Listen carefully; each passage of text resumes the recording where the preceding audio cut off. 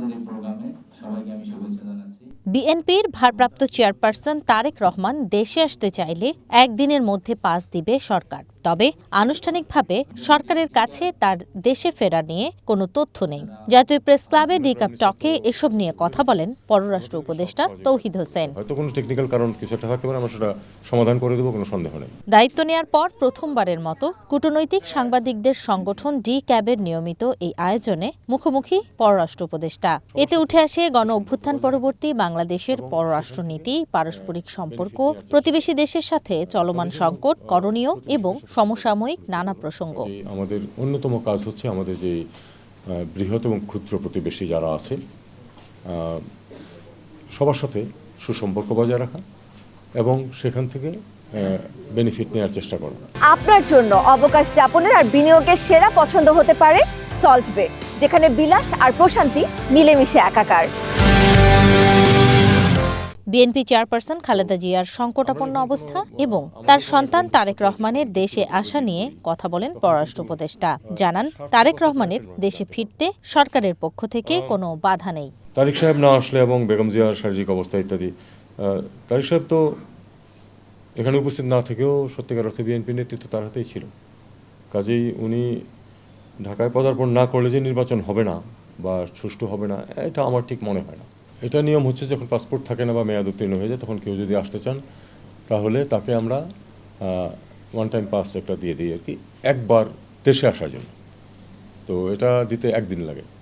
কাজে এটা উনি যদি আজকে বলেন যে উনি আসবেন, আগামীকাল আমরা এটা দিয়ে পরশুদিন উনি প্লেনে উঠতে পারবেন, কোনো অসুবিধা নেই। এটা ওনার নিজের ব্যাপার। এটুকু বলতে পারি যে বাংলাদেশ সরকারের পক্ষ থেকে কোনো বিধিনিষেধ নেই, উনি আসতে পারেন। বেগম খালেদা জিয়া অসুস্থ।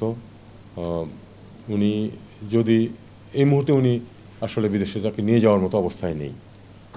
যদি একটু ইমপ্রুভ করে তাহলে নিয়ে যাওয়া হবে এবং সেজন্য বিভিন্ন অ্যারেঞ্জমেন্ট পার্টির পক্ষ থেকে করা হচ্ছে। আমরা সহায়তা করতেছি, যেটুকু যেখানে সহায়তা প্রয়োজন আমরা করব, এতে কোনো সন্দেহ নেই।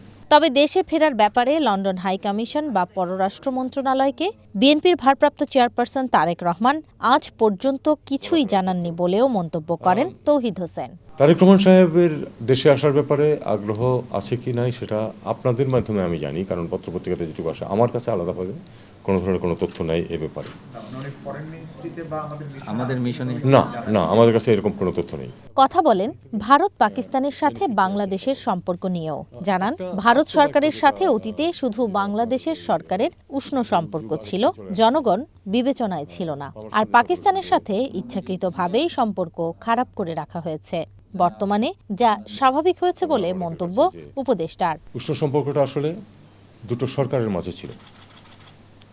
জনগণের সেখানে ভূমিকাটা অনেক কম ছিল, তাদের প্রচুর অভিযোগ অনুযোগ, কিন্তু সেটাকে তদানীন্তন সরকার খুব বেশি বিবেচনায় নেয়নি।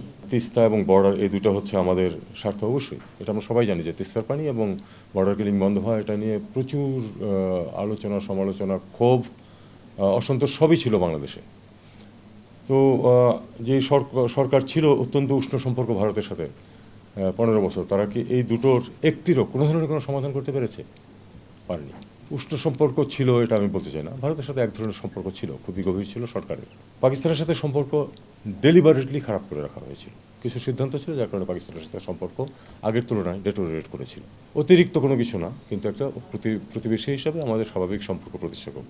প্রশ্ন তোলা হয় সাবেক স্বরাষ্ট্রমন্ত্রীকে দেশে ফিরিয়ে আনা প্রসঙ্গে প্রধান উপদেষ্টার প্রেস সচিবের মন্তব্য নিয়েও। উপদেষ্টা বলেন, আনুষ্ঠানিকভাবে সাবেক স্বরাষ্ট্রমন্ত্রীর ভারতে থাকার বিষয়ে কোনো তথ্য মন্ত্রণালয়ের কাছে নেই। আসাদুজ্জামান কামালের ব্যাপারে